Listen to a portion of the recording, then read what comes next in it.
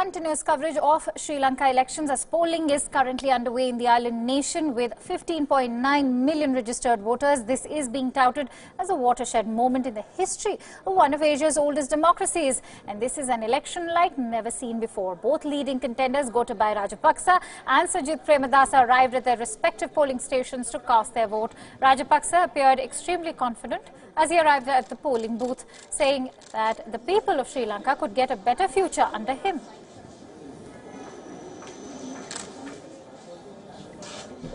Sir, do you feel confident, sir? Yes. Very confident, very confident.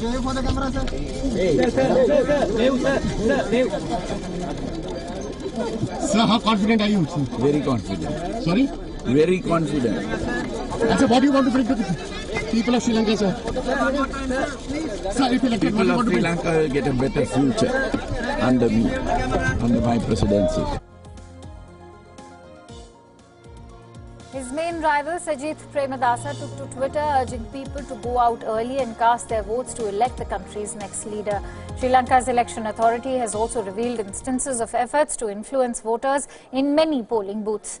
In the southeastern district of Monaragala, local leaders were seen attempting to influence voters in favour of Rajapaksa's SLPP party.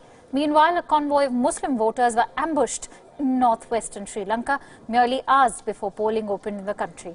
Police said that the gunmen burnt tires on major roads to set up roadblocks, after which a convoy of 100 buses were ambushed. Police say that there have been no reports of casualties so far and that 2 buses were shot at in the attack.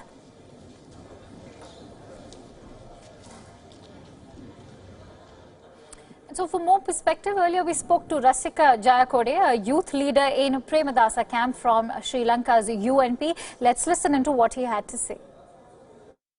Mr. Premadasa has been in politics for 25 years, which is a fairly long time by Sri Lankan standards.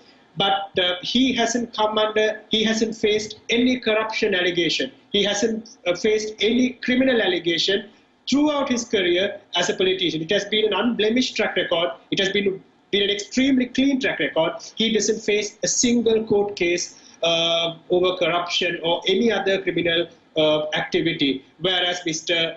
Gotabaya Rajapaksa faces multiple allegations, multiple investigations and multiple cases over corruption and abuse of power. I think this is the factor that differentiates Mr. Premadasa from his rival, Mr. Gotabaya Rajapaksa. At the same time, Mr. Premadasa is largely perceived as a leader who's open to media scrutiny, who's open to engage with the media, who's ready to address, who's ready to answer to the media queries, whereas Mr. Rajapaksa has always been shying away from public dialogues and other debates where he has to outline his policies. So I think these two factors will be critical when deciding the final outcome of the election. Especially the public believes Mr.